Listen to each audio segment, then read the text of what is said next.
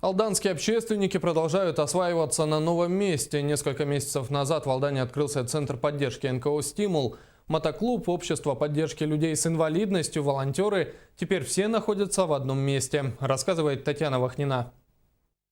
Эти картины написал 9-летний Иван. Мальчик страдает дистрофией верхних и нижних конечностей. Свои художественные творения посредством кисточки он создает зубами. Творческий потенциал детям с ограниченными возможностями здоровья помогают раскрыть педагоги центра «Умка».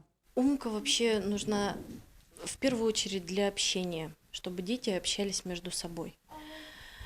И чтобы они умели общаться. Недавно «Умка» отметил новоселье. Просторы детского развития теперь располагаются в центре общественных организаций Алданского района «Стимул». Соседом «Умки» в новом доме стал «Ориентир» – молодежный клуб. Сегодня в его состав входит порядка 150 человек. Велоспорт, модельное дело, проведение праздников, деятельность «Ориентира» многогранна. Мы хотим, чтобы наши дети, они были здоровыми, они были, может быть, с нормальной системой ценностей, вот именно в сегодняшнее сложное время.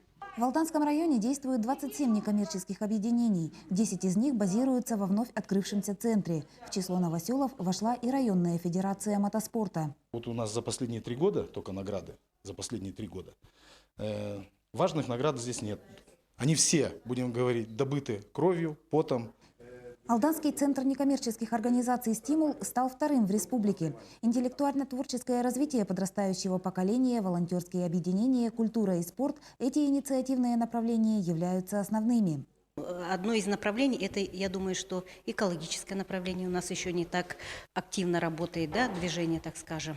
Некоммерческим объединениям отводится весьма значимая роль в построении современной системы государства и общества. В будущем «Стимул» станет для алданских НКО единой координационной площадкой. Татьяна Вахнина, Сергей Шипачев, НВК «Саха», Алдан.